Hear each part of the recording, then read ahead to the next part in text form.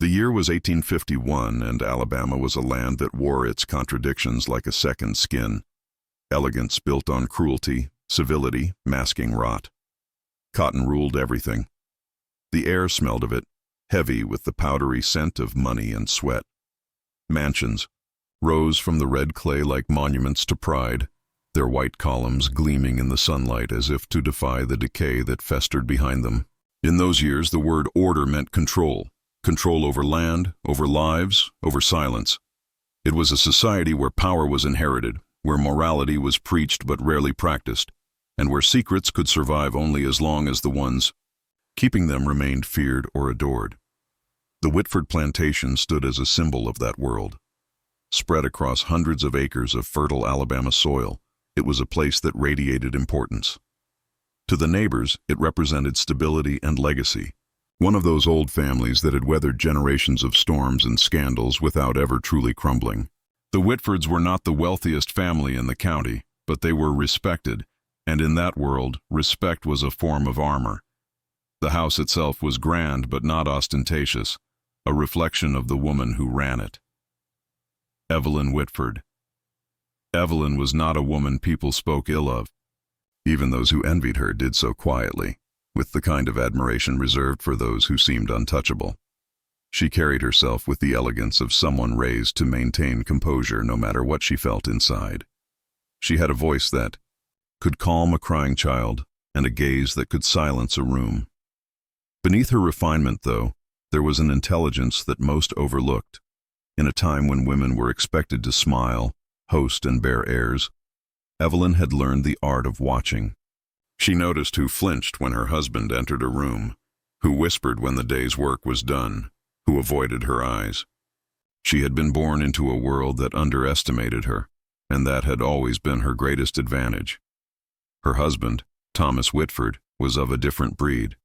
A man of ambition and vanity, he believed himself both modern and moral. He treated those under his command with what he called dignity, boasting that he was not like the brutal overseers found on neighboring estates. He allowed his slaves to read, to pray, even to sing on Sundays. The other planters mocked him for it, but Thomas liked being the subject of gossip. It made him feel progressive, superior. He loved the appearance of virtue, though he rarely followed its demands. Their marriage had been one of arrangement rather than romance. Evelyn's father, a respected judge, had seen promise in Thomas, a man on the rise, eager to expand his influence. The union joined wealth with ambition, land with law, and for a time, it worked. They attended church every Sunday, entertained guests from Montgomery and Mobile, and smiled through the rituals of Southern respectability. Yet behind closed doors, their conversations had grown sparse. Thomas found solace in his work, or what he called work, and Evelyn, though loyal in appearance, had begun to sense that there were parts of her husband's world she was never meant to see. In those days, every plantation had its own rhythm, the quiet hum of labor at dawn, the ring of the overseer's bell at dusk, the laughter that sometimes drifted from the slave quarters long after dark. Evelyn often walked the verandas alone, listening to those sounds, trying to decide whether they comforted or haunted her. It was during those walks that she began to notice the changes in her husband's behavior. Thomas grew restless. He would spend long nights in his study, claiming to review ledgers or correspondence. He spoke of a young man named Samuel, one of the house slaves, with an admiration that seemed out of place. Samuel was known across the estate for his intelligence. He had a quiet dignity that unsettled those who mistook silence for submission. He could read and write, skills taught in secret, likely by a missionary long before he came to Whitford lands. Thomas had discovered this and was fascinated. He claimed Samuel could manage inventories, calculate profits, and draft letters better than any hired clerk. Soon, Samuel's duties brought him closer to the house, closer to Thomas's world, and eventually too close for comfort. The plantation, like much of Alabama at the time, was a paradox of refinement and depravity. The region had been rebuilt after years of economic instability, and the cotton boom had turned men into kings and others into property. There was a constant tension, a need to appear moral while indulging in excess behind closed doors. People spoke of honor, yet honor often bent to desire. In this society, race defined everything publicly, yet in private, boundaries blurred in ways that were both forbidden and common. White men took liberties they condemned in others, and the system thrived on the silence of those trapped within it. Evelyn understood that silence intimately. She knew that a woman's worth was tied to obedience, to reputation. Her position was her protection, and her grace was her weapon. She had mastered the delicate art of knowing when to look away. But lately, she had grown weary of pretending not to see. Her husband's late nights, the way Samuel's name slipped into conversation too often, the peculiar softness in Thomas's tone when he spoke of the young man. It was not hard to connect the dots. What disturbed her most was not the scandal itself, but the realization that the order she had helped maintain was a lie. In 1851, Alabama was still a place clinging to illusions. Newspapers spoke of prosperity, of morality, of the South's divine purpose, but behind every column and every prayer meeting lay the truth, that the world was built on control, and control bred corruption. Evelyn had watched neighbors fall to ruin from gambling, from drink, from secret affairs. Yet she had never imagined her own husband would be the source of such humiliation, and not in the way society would have considered most shameful, not because he had betrayed her with a woman, but because he had crossed an invisible line that even hypocrisy struggled to excuse. The Whitford plantation became a microcosm of the South itself, a world of appearances concealing rot, a house divided by unspoken truths. The slaves whispered about it long before Evelyn found her proof. They saw the way Thomas's hand lingered too long on Samuel's shoulder, the way Samuel was spared punishments that others suffered. Some pitied them, others feared what would come. For on plantations, secrets were currency, and sooner or later, someone always paid. Evelyn's suspicion did not break her composure. Instead, it sharpened her. She watched, she listened, she waited. The more she learned, the clearer it became, that what she had mistaken for progress in her husband was only vanity and desire wearing the mask of enlightenment. And the more she understood that truth, the colder her heart became. In a land obsessed with purity, she had uncovered impurity, not in the fields, but in her own home, in the man whose name she bore, and in the system that gave him the power to do as he pleased without consequence. The Alabama sun that summer seemed crueler than usual. The air carried a heaviness, a stillness before the storm. The Whitford house stood shining and silent, as if aware of what was coming. Evelyn moved through it like a ghost, watchful, composed, and deliberate, while outside the cotton swayed gently in the heat, unaware that the order of things was about to fracture forever. Evelyn Whitford had always understood the roles people were expected to play. In her world, appearances were survival. She had grown up in a family that prized restraint above all else, where emotion was a private indulgence and composure was a weapon of power. To the outside world, she was the perfect Southern wife, graceful, pious, and loyal. But behind the calm exterior was a mind that noticed every detail, every small betrayal in the rhythm of daily life. She was the kind of woman who remembered the sound of a voice long after its words were forgotten. When she married Thomas Whitford, she did so with the quiet acceptance of a woman fulfilling her duty. He was ambitious, respected, and, at least, at first, charming in the way men with something to prove often are. He came from a lesser branch of the family line, but his intellect and drive had impressed her father, who considered him the embodiment of progress in a changing South. Evelyn knew her role in that arrangement, to refine him, to maintain his home, and to uphold the Whitford name. Thomas's charm, however, was only a mask. Beneath it lay a hunger that seemed to have no end. He spoke often about modern ideas, about building a better South not through cruelty, but through what he called enlightened stewardship. He let it be known that he treated his slaves differently, that he educated a few, that he encouraged them to work for skill instead of fear. To the neighbors, this made him eccentric. To Evelyn, it made him careless. His actions were always theatrical. When visitors came, he would stand tall on the porch and declare that the Whitford plantation was not built on the whip, but on the mind. He loved to hear himself speak, loved to be admired.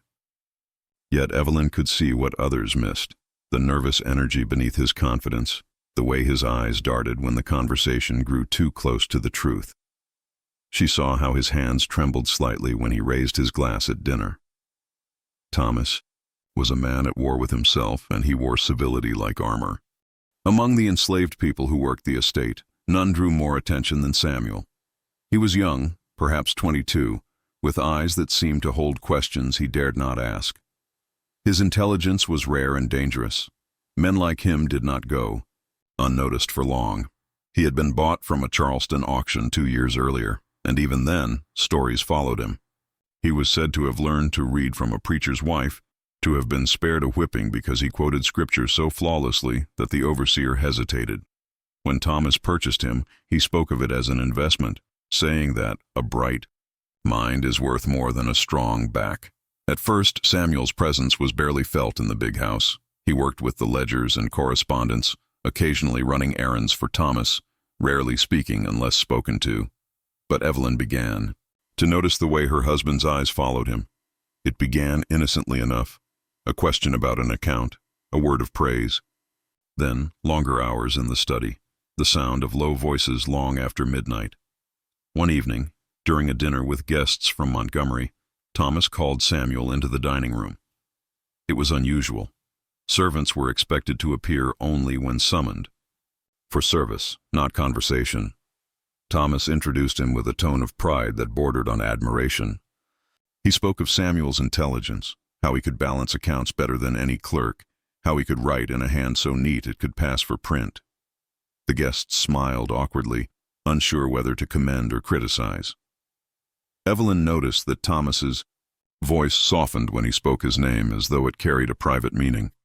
After that night, Samuel became a quiet presence in every corner of the house. When Evelyn passed through the halls, she would sometimes hear Thomas laughing behind the closed door of his study, a sound she had not heard from him in years. Once, when she entered unannounced, both men looked up too quickly, papers scattered. Across the desk, eyes wide with the kind of guilt that cannot be easily hidden, Thomas explained it away with a smile, saying Samuel had made a mistake in the accounts and he was showing him how to correct it. Evelyn said nothing. She merely nodded, her expression calm, her silence deliberate. Over time, the servants began to whisper. They spoke softly at night, when they thought no one could hear, about the strange closeness between master and slave. Some said Thomas had gone mad, that he treated Samuel as an equal. Others said something darker, that he visited the slave quarters after sundown, that Samuel's name had become a secret spoken with caution. Evelyn heard fragments of these whispers carried by the wind, never enough to confirm, but always enough to wound. Her composure began to thin around the edges. She would sit on the veranda at dusk, her hands resting on her lap, her eyes fixed on the horizon. There was a stillness to her that frightened even those who knew her best. She had become, in some unspoken way, a spectator in her own home. Thomas, oblivious or indifferent, continued his charade of benevolence, bragging to his peers about his progressive ideals, unaware that his greatest performance was unfolding before the one person who would not applaud him. Evelyn found herself studying Samuel when no one was watching. She wanted to hate him, but what she saw unsettled her. He carried himself with quiet dignity, never boastful, never defiant. There was something in his eyes, a sorrow, perhaps a longing, that made it difficult to see him as the villain her pride demanded he be. She began to realize that in this twisted triangle, he was the least powerful, the most trapped. Thomas's obsession was not love, it was ownership disguised as affection. And Samuel, bound by chains of both iron and circumstance, had no choice but to play the part forced upon him. As the summer deepened, the air in the Whitford house grew heavier. Thomas avoided his wife more openly now, spending entire nights in the study. Evelyn's questions went unanswered, her presence treated as an interruption. Servants began to make mistakes, nervous mistakes, born from fear of what might happen if they spoke too much or too little. The plantation's rhythm was off, like a song played just slightly out of tune. Then one night, A candle burned too. Late in the window of the study, Evelyn, unable to sleep, walked quietly down the hall, her bare feet silent on the wooden floor. The door was slightly ajar. Inside, the light flickered against the walls, casting long, uneven shadows. What she saw when she looked through that gap in the door was something that would never leave her mind. Her husband was not alone. The room was filled with an intimacy that defied every law of the society they lived in, an intimacy that made mockery of everything their marriage had been built upon. In that moment, the structure of Evelyn's life collapsed inward. The dignity, the composure, the silence, all of it shattered, though not outwardly. She did not cry out. She did not storm into the room. She simply closed the door and walked back to her room with the same steady grace that had always defined her. But inside her, something irreversible had taken root. In that moment, the Whitford marriage ceased to exist. What replaced it was something colder, more deliberate. Evelyn had spent her life understanding how power worked, and she knew that what her husband had done was not merely betrayal, it was exposure. In a world that prized appearances above all else, Thomas had not only broken his vows, but endangered the illusion that kept them both safe. For the first time, she saw clearly how fragile the entire world around her truly was. A house built on lies, standing perfectly straight, waiting for a single secret to bring it down. The first signs of change came quietly, as all dangerous things do. Evelyn Whitford did not confront her husband that night, nor the morning after. She woke at dawn, her face pale and unreadable, her movements steady. To the servants, she seemed the same as always, composed, meticulous, her voice soft but commanding. Only her eyes betrayed her, cold where they had once been curious, empty where warmth used to live. She moved through the halls like a ghost still haunting her own life. Thomas, oblivious to the storm he had unleashed, behaved as if nothing had happened. He joined her at breakfast, complimented the cook, and spoke about the cotton yields with forced cheer. He looked at his wife only once, when she asked if he planned to ride into town that afternoon. "Perhaps," he replied, his tone careful, his smile shallow. Evelyn nodded. She poured his coffee. The ritual continued, but its soul was gone. Days stretched thin in that house. The air grew tense, heavy with the unspoken. Thomas worked longer hours in his study, and Evelyn's silence became unbearable. She began observing more closely how his hand would tremble when Samuel entered the room, how the young man avoided her gaze as though ashamed. Samuel had once carried himself with quiet confidence, but now there was a shadow in his eyes, an awareness that his secret, their secret, was no longer hidden. Evelyn could feel it in every glance, every pause. There were whispers among the servants. The kitchen staff spoke in hushed tones, voices trembling with a mixture of pity and fear. They had seen Evelyn pass through the halls at night, her candle flickering like a spirit's light. Some said she had gone mad. Others said she was plotting something no one would dare to imagine. The plantation, once a place of rigid order, now breathed with unease. Evelyn's suspicion had grown into certainty long before that fateful night of discovery, but seeing it with her own eyes had changed something inside her. It was no longer about betrayal. It was about violation. Her husband's sin had not merely broken their marriage. It had torn through the fragile veil of power that defined their entire world. A white man's love or lust for an enslaved man was not only scandalous, it was unthinkable. It defied the very hierarchy that gave them their standing, their safety, their names. If word ever spread, the Whitfords would become an example of moral decay, a subject of sermons and whispers from Alabama to Georgia. Evelyn understood the stakes better than anyone, and yet beneath her anger she felt something else, a strange, haunting clarity. Her husband's sin was not born of rebellion against the system, but of indulgence within it. He had taken what was forbidden simply because he could. The same arrogance that allowed him to own men and women had now driven him to claim intimacy where none should have existed. To Evelyn, it was not love. It was possession taken to its final grotesque form. She began to plan, not out of fury, but precision. The way a surgeon plans a cut or a chess player anticipates a fatal move. She started by restoring routine, acting as though nothing had changed. She joined her husband for dinner again, complimented his wine choice, asked after the accounts. She even smiled. It was a hollow smile, but it was convincing enough. Thomas relaxed, believing perhaps that her silence meant forgiveness, or worse, ignorance. Samuel, on the other hand, seemed to sense what lingered beneath her calm. His fear was palpable.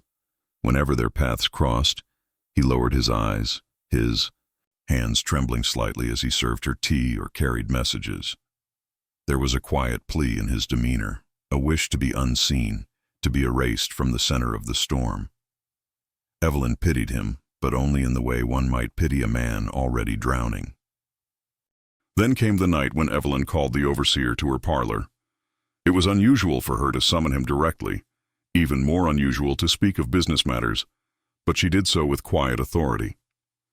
She asked about the New Orleans traders, those who purchased special property discreetly, without questions. The overseer hesitated, unsure why the mistress of the house was inquiring about such things, but Evelyn's tone left no room for doubt. She thanked him when he left, and by morning she had the names she needed. In the days that followed, she began making small arrangements: a visit to the tailor in town, letters written in her careful hand, sealed with wax and delivered by trusted servants. Her husband noticed her activity but assumed it harmless. He had grown complacent, lulled by her composure, convinced she had decided to endure the humiliation quietly as so many wives did. But Evelyn was not a woman who endured. She was a woman who observed, waited, and acted. She began to test her husband, probing gently at his guilt. One evening, as they sat by the fire, she asked if Samuel would continue working in the study through winter. Thomas hesitated before answering, his voice too calm, too measured. Evelyn nodded thoughtfully, saying nothing more. A week later, she asked whether the plantation's debts had been fully settled. She had heard of traders buying land from families who had fallen behind. Thomas laughed off her concern, insisting their affairs were perfectly managed. Evelyn smiled. She knew then he would not suspect a sale when it came, not until it was too late. The discovery itself had not broken her. It had refined her purpose. In the sleepless nights that followed, Evelyn thought about the quiet hypocrisies that ruled her world. Men like Thomas, who preached virtue in daylight and defiled it in secret. Women like herself, trapped in the performance of gentility, expected to forgive the unforgivable.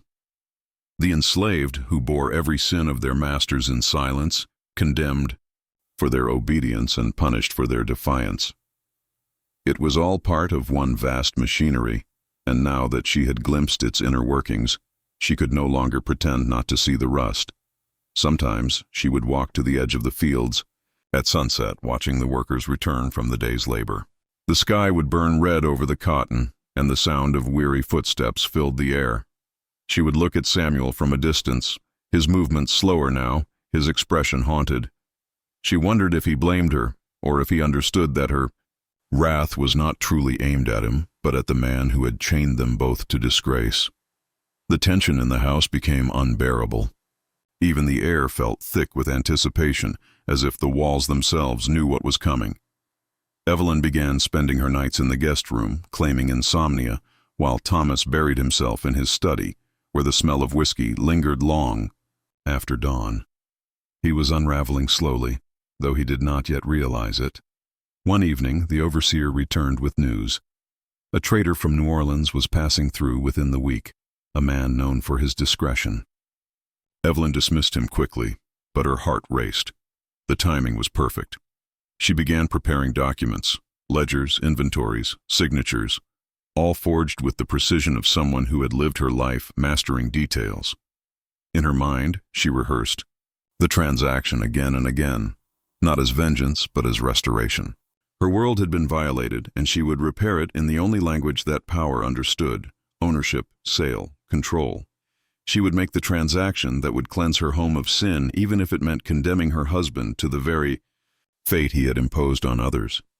Each night she would stand at the window, looking out over the moonlit fields, the wind stirring the cotton like waves. She could almost hear the echoes of those who had suffered under the same roof, their stories erased, their names forgotten. For the first time in her life, she felt kinship with them, not as equals, but as victims of the same cruel order. The night she saw the truth behind the study door had changed her forever. It was not simply the sight of her husband's betrayal that haunted her, but the realization of how fragile the illusion of control really was.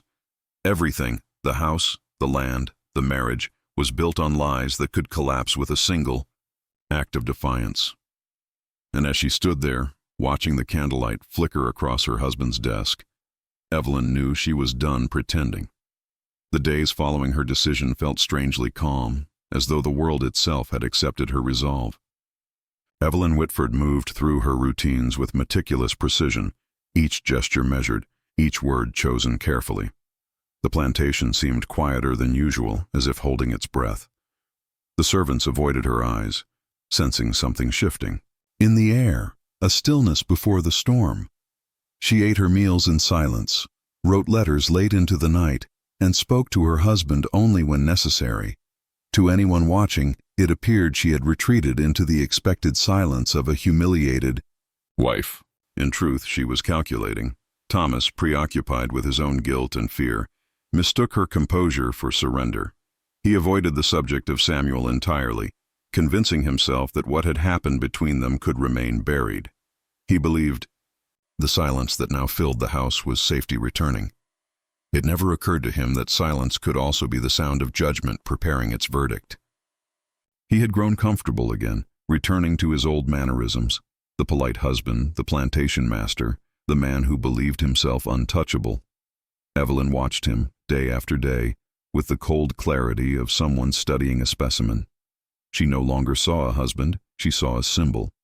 Thomas was the embodiment of everything their world stood upon: male authority, social power, and the illusion of moral superiority. His affair had not merely humiliated her. It had exposed the rotting heart of a system that demanded virtue while thriving on vice. What he had done with Samuel was more than a betrayal. It was a transgression that laid bare the hypocrisy of the Southern Code itself. The same men who sold bodies by day hid behind prayers at night, condemning others for sins they themselves committed in secret.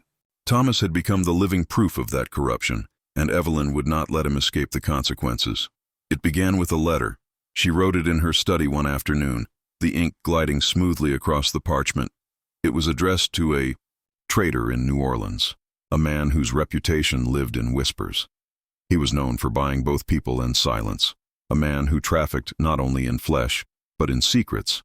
Evelyn's request was simple: 2 transfers, discreetly handled, paid in full.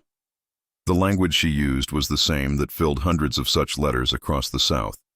Cold, detached, transactional.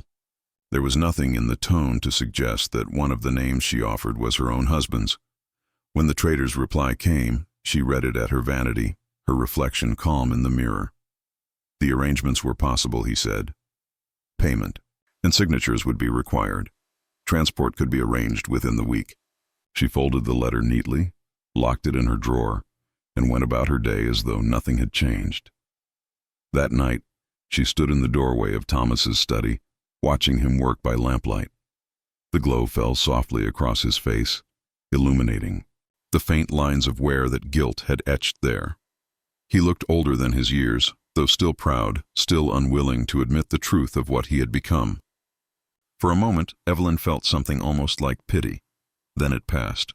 She knocked gently, and he looked up, startled but relieved to see her. She told him she had been reviewing the household accounts and noticed discrepancies in the books.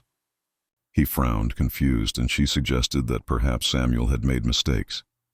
"You trust him too much," she said quietly, the words sliding between them like a blade wrapped in silk. Thomas protested, insisting that Samuel was honest, capable, loyal. Evelyn nodded slowly, as if conceding the point, and turned away, before he could see the faint smile on her lips. The next morning, she ordered the servants to prepare for visitors. She told them a buyer might be coming to inspect livestock, perhaps even a few house servants. The announcement caused ripples of fear among them. No one wanted to be chosen. Samuel heard the news too, and his face went pale. Evelyn watched him. From across the courtyard, her gaze steady, her thoughts unreadable. In her heart, she felt a strange mixture of satisfaction and sorrow. She was not blind to what she was doing. She knew that her vengeance would destroy more than just her husband. It would destroy a man who had already suffered enough. But she had come to believe that mercy, in this world, was a luxury only the powerful could afford. When the traitor arrived 3 days later, the air was thick with heat and tension. He was a lean man with sharp eyes and the calm arrogance of someone accustomed to dealing in sin. He greeted Evelyn with a polite bow, spoke little, and followed her into the parlor. The documents were already prepared: sale records, bills of transfer, signatures neatly forged. Thomas's name appeared not as a husband, not even as a free man, but as Thomas Whitford, debtor in indenture. It was a legal fiction, but one the traitor would not question. Money could turn truth into whatever shape it needed to be. Evelyn signed the papers with a steady hand. Each stroke of ink felt like a final word in a prayer she had been saying for weeks. When she was done, she handed the documents to the traitor and instructed him to make the arrangements immediately. "The property," she said, "must be transported together. It's fitting." The traitor raised an eyebrow, but did not ask why. He had seen stranger requests. Later that evening, she found Thomas in his study. He looked up from his desk, half drunk, his tie loosened, his composure unraveling. She told him a buyer had come by earlier to discuss a possible land exchange, and that she had agreed to meet him again at dawn. Thomas nodded absently, uninterested, unaware that his fate had already been sealed. As she left the room, she paused, her hand resting briefly on the doorknob. She wanted to say something, perhaps to warn him, perhaps to see if any trace of the man she once knew still existed. But no words came. She simply closed the door and walked away. The next morning, the trader's wagon arrived before sunrise. The overseer, following orders he did not fully understand, escorted 2 men from the house. One was Samuel, trembling, silent. The other was Thomas, furious and confused, demanding explanations that no one dared to give. Evelyn watched from the balcony as they were loaded onto the wagon, her face expressionless. Thomas shouted her name once, his voice hoarse with disbelief. She did not respond. The wagon rolled away down the dirt road, disappearing into the morning mist. Inside the house, the servants moved in hushed silence. Some crossed themselves, others avoided looking at their mistress entirely. No one knew exactly what had happened, only that the master was gone and that the mistress had arranged it. For weeks afterward, whispers filled the quarters. Some called her cruel, others righteous. A few said she had lost her mind. Evelyn heard the rumors and ignored them. She spent her days in the garden, her nights writing letters she would never send. News from New Orleans came months later. The brothel to which the men had been sold catered to the wealthy and depraved, a place where class and color dissolved into secrecy and shame. Thomas, stripped of his name and position, had become a shadow of himself. Samuel's fate was less certain. Some said he escaped, others that he simply vanished. Evelyn never sought confirmation. She needed no closure. The act itself had been enough. In the quiet that followed, she began dismantling the remnants of her old life. The study was sealed, the ledgers burned, the portraits taken down. She told neighbors that Thomas had left on business and would not return for some time. No one questioned her. In a society built on lies, the absence of truth was never surprising. She hosted luncheons again, attended church, smiled when spoken to. But those who looked closely could see the difference. The faint shadow behind her calm, the silence that seemed deeper than before. Her vengeance had not brought peace, only certainty. The certainty that the order she had lived within was an illusion, that morality in her world was nothing more than a performance meant to disguise rot. She had played her part perfectly, just as society had taught her, but she had rewritten the ending. And though she could not undo what her husband had done, She had ensured that he and everything he represented would never rise again. Months passed, and the Alabama sun dulled the memory of what had happened, or at least that was what Evelyn told herself. Yet beneath the stillness of her plantation, ghosts stirred in every corridor. She would walk the same halls where her husband's laughter once echoed and feel the air thicken, heavy with something unseen. It wasn't regret exactly, nor was it triumph. It was something quieter, something that lingered between the two, a haunting awareness of how far she had gone, and how far gone she now was. Rumors, of course, had begun to spread. They always did. At first, they whispered of Thomas Whitford's sudden departure. Some said he had fled to settle debts.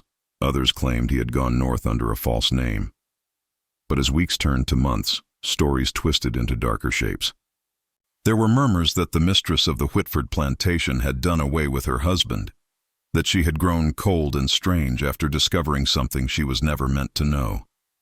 The house staff noticed that she no longer received visitors after dusk, that the lamps in her window burned later each night, and that she had taken to keeping the doors locked even in daylight. Evelyn had changed. Her beauty, once radiant in its southern grace, now carried an austerity that frightened those around her. She moved like a woman bound to ritual, always precise, always distant.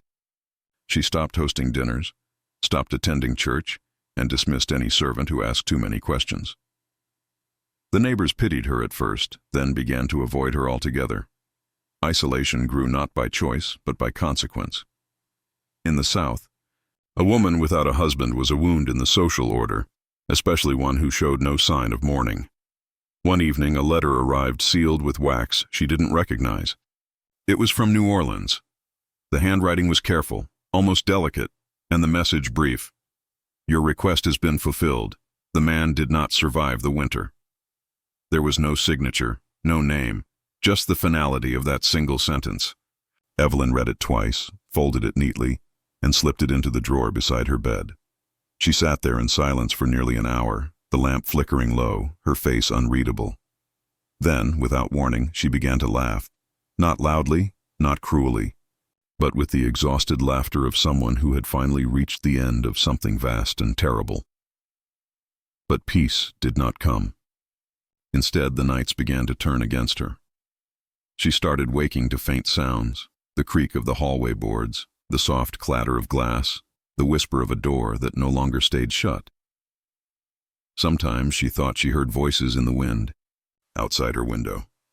Once, while walking near the old slave quarters, she saw a figure standing at the edge of the field. It was motionless, too far to see clearly, but something about the way it stood, half in shadow, half in light, made her blood turn to ice. When she blinked, it was gone. Sleep became impossible. Every creak of the old house reminded her of footsteps. Every rustle of leaves outside felt like breathing. Even her reflection unsettled her. The face that stared back from the mirror seemed foreign, sharper, colder. The woman who had once commanded respect now frightened her own servants. Some began to leave quietly in the night, abandoning the estate without pay. Those who stayed did so out of fear, not loyalty. Then came the dreams. They began subtly, as fragments, faces in the dark, flashes of the wagon rolling away, Samuel's eyes meeting hers one last time. But gradually, the dreams deepened into something unbearable. She saw Thomas again and again, but not as he had been. In the dreams, he wore the same torn shirt from that final morning, his hands bound, his mouth twisted in a smile that wasn't quite human. He would stand at the foot of her bed and whisper something she could never fully hear. Words that sounded like her own name. Each morning she woke gasping, drenched in cold sweat, clutching the sheets as though she'd been dragged from the edge of some unseen abyss. One night, after waking from another of these dreams, she went to her study and poured herself a drink. The decanter shook in her hand. She told herself it was foolishness, that guilt was nothing more than the imagination's cruel trick. Yet even as she said it aloud, she felt the air grow colder. A sudden draft blew through the room, snuffing out the lamp. For a moment, she stood in absolute darkness, her heartbeat loud in her ears.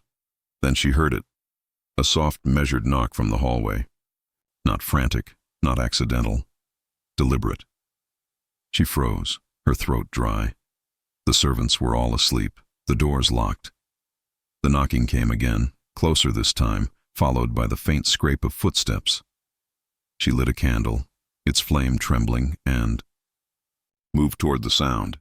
The hallway stretched before her, long and empty.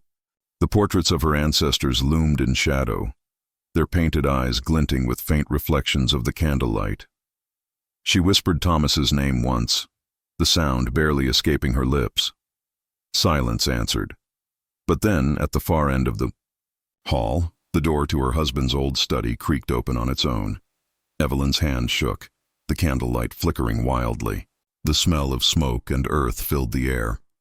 For a moment, she thought she saw something inside the room, a shape by the window, its outline faint but unmistakably human. She stepped forward, her heart pounding. But as she crossed the threshold, the air grew still again. The study was empty. Only the window remained open, the curtains billowing gently in the breeze. She turned to leave, but the door slammed shut behind her with a thunderous crack. The candle fell from her hand and extinguished. In the dark, she could hear breathing, slow, deliberate, too close. Her knees weakened, and she pressed herself against the wall, trying to steady her voice. "Who's there?" she whispered. The breathing stopped. Then, in the silence, came a low whisper, rasping and broken. "You sold me." Her scream tore through the house, echoing down every corridor. The servants found her hours later, collapsed on the floor of the study, her hands bloodied from scratching at the door. She claimed she had seen him, that Thomas had come for her, that his face was gray and wet and his eyes hollow as stone. The doctor called it exhaustion, hysteria brought on by grief and isolation. He prescribed rest, fresh air, and prayer. But Evelyn knew prayer would not save her. Over the following weeks, her condition worsened. She began hearing voices even in daylight, whispering from behind doors and beneath the floorboards. Once, she woke to find muddy footprints leading from her bed to the window. The servants swore. They had seen no one enter. Another time, she found a letter on her vanity, written in her husband's hand. "Did you think death would keep me from you?" She burned it immediately, but the ashes lingered in her dreams. By the end of that summer, the Whitford plantation had become a place no one dared visit. The crops withered, the well ran dry, and the servants fled one by one. Evelyn remained, pale and gaunt, pacing the halls at night like a specter among her own ruins. Those who passed by the property at dusk claimed they could see her through the windows, sitting motionless by the fire, or sometimes standing on the balcony, staring into the dark woods where no sound of life remained. Whether her torment was born of guilt or the supernatural, no one could say. But those who spoke of her in later years agreed on one thing: she had become a ghost long before her body followed. The passing months did not bring Evelyn Whitford peace. They only stretched her torment thinner, like a candle burning down to the wick. The great plantation house stood as a hollow shell, grand in appearance but dead at its core. The laughter that once echoed through its corridors had vanished. Even the air seemed reluctant to move through its rooms. Evelyn's footsteps became the only sound that broke the silence. She walked those halls like an apparition in her own home, her silk skirts whispering against the floorboards, her pale hands brushing the walls as though she were feeling for something she could no longer see. At first she told herself she was merely haunted by guilt. It was easier to believe that what she felt was human remorse, not the creeping suggestion that something else had taken notice of her sin. She tried to bury her mind in routine, reading letters, tending to the books, overseeing what little of the plantation still operated. But there was no comfort left in order. The rooms she once ruled now watched her with quiet accusation. Every object seemed to remember. The faint scratches on the office door, the smudge of boot polish on the floor, the broken latch on the window, all fragments of the life she had dismantled with one cold decision. Her sleep began to crumble first. It came in fits, interrupted by dreams that grew heavier with each passing night. She dreamed of the wagon carrying Thomas and Samuel away, its wheels grinding against the stones, the sound echoing endlessly. In some dreams, Thomas turned back to look at her, but his face was not his own. It was hollow, eaten by something that smiled without lips. In others, Samuel stood in the field, his chains dragging behind him like a serpent's tail, his voice low and sorrowful as he whispered her name. Every night she woke before dawn, drenched in sweat, her pulse pounding like a drum in the stillness. The servants noticed her change. They whispered that the mistress no longer slept, that she spoke to herself when she thought no one was near. One young maid, brave enough to ask if she was unwell, found herself dismissed by morning. Evelyn did not tolerate witnesses. She began, locking herself in the master bedroom after sunset, sealing the doors with iron latches as though she feared what the night might bring. Even the windows remained shuttered, blocking the moonlight that once washed the room in gentle silver. One night, after waking from a dream so vivid it left her shaking, Evelyn lit a candle and walked to her husband's old study. She had avoided it for months, but something in her, a pull she could not resist, compelled her there. The room smelled of dust and whiskey. The desk was just as he had left it, papers strewn carelessly across the surface, a pen still resting in its inkwell. She sat in his chair, the leather cold beneath her, and stared into the shadows. It was then she heard it. The faint sound of breathing, not her own but another's, slow, deliberate, just behind her. She turned, candle trembling in her hand, but the room was empty. Still, the air had changed. It was thick, charged with something unseen. She rose quickly, her heart hammering. The candlelight flickered, throwing monstrous shapes across the walls. She stepped back, and her heel caught on the edge of the rug. As she steadied herself, she saw something on the floor near the window, a single wet footprint, dark and unmistakable. It led toward her husband's chair. Evelyn stumbled back, the breath torn from her chest. The footprint glistened faintly in the candlelight, fresh though no one had entered. She could not move, could not even cry out. For a long moment she simply stood there, her pulse roaring in her ears. Then, slowly, the footprint began to fade, sinking into the wood as though it had never been. After that night, she no longer doubted that she was being watched. The haunting grew bolder. Doors creaked open without wind. Mirrors fogged from within, though the air was still. Once, while pouring herself tea, she noticed her reflection blink before she did. The house became a living thing, listening, whispering, remembering. Evelyn stopped eating. Her gowns hung loose around her shoulders. The proud woman who once commanded servants and social circles now avoided her own reflection, afraid of what it might reveal. When spring came, it brought no warmth. The fields outside her window, once gold and alive, were now a patchwork of dying weeds. The overseer left without notice, leaving the slaves and tenants to fend for themselves. No one wanted to stay on the cursed property of a woman whispered, to be mad, or worse. Evelyn rarely left her room now. She sat for hours by the fire, staring into the embers as if searching for faces in their glow. But the worst came on a night when thunder rolled across the hills. The storm shook the shutters, rain beating against the windows like fists. Evelyn lay awake, unable to close her eyes. Lightning flashed, illuminating the room for an instant, and in that flash, she saw him. Thomas stood at the foot of her bed, drenched and pale, his eyes hollow but fixed on hers. She gasped and clutched the blanket to her chest, but when she blinked, he was gone. The room was empty again, yet the smell of smoke lingered in the air. She sat upright the rest of the night, candlelight flickering on her pale face. Every sound, the crackle of thunder, the creak of the floor, felt like his return. By morning, she was trembling so violently she could barely stand. She sent for a priest, but when he arrived, she refused to let him enter the study. "He's still there," she whispered. "You wouldn't understand." The priest left shaken, telling the townsfolk that the mistress of Whitford Hall had lost her mind to guilt. As the weeks passed, Evelyn's grip on reality thinned further. She began writing letters addressed to Thomas, pages filled with apologies, accusations, and pleas. She left them in the study, believing he might read them when the house fell silent.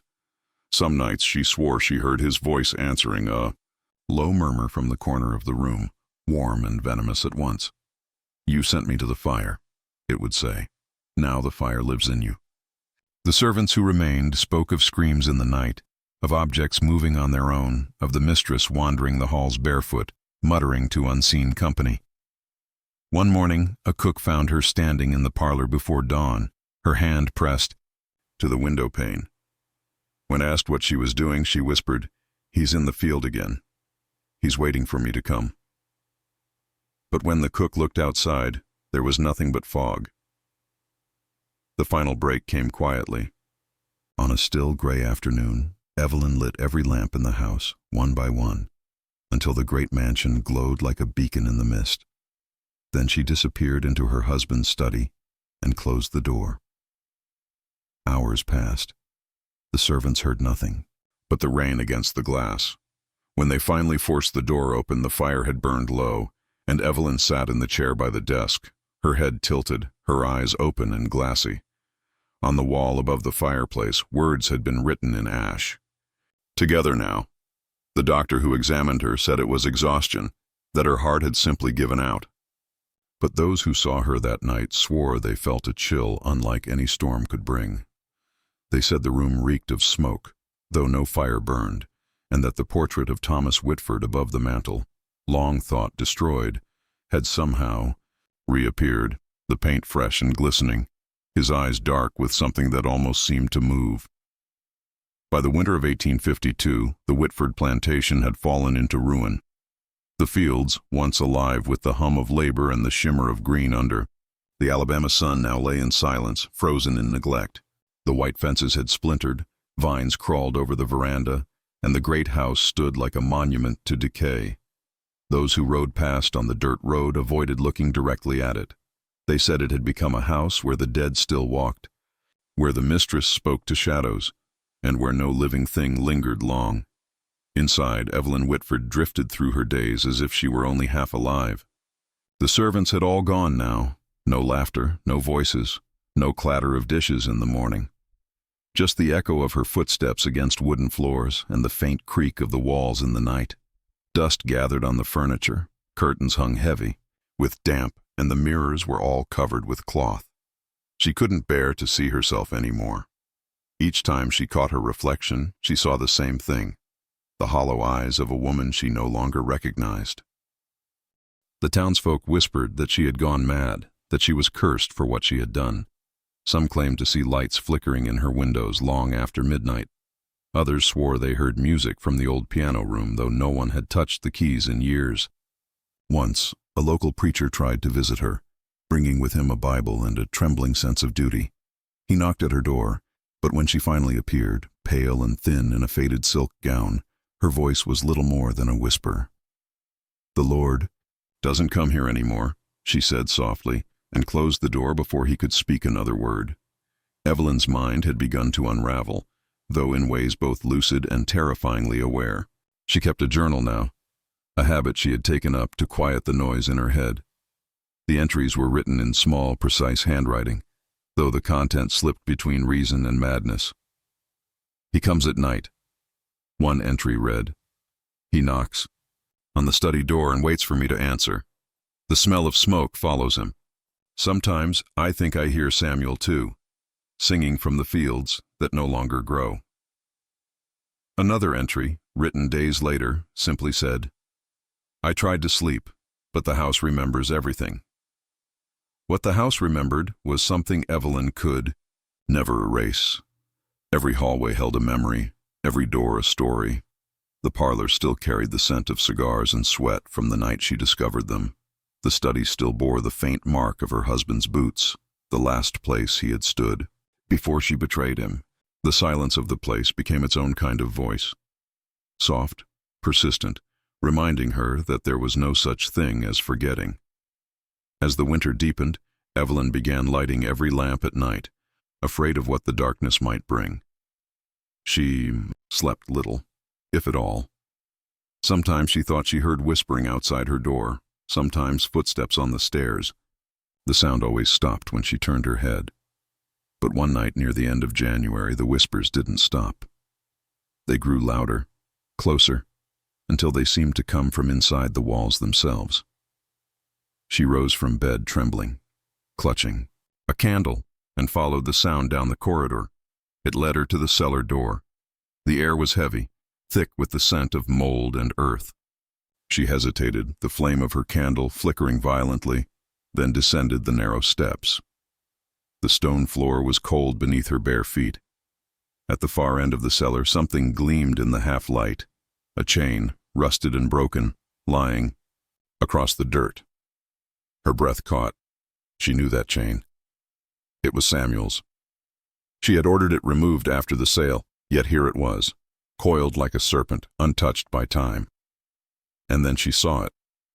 Footprints. Wet, dark footprints, leading from the wall to where she stood. Her hand trembled as she lifted the candle higher.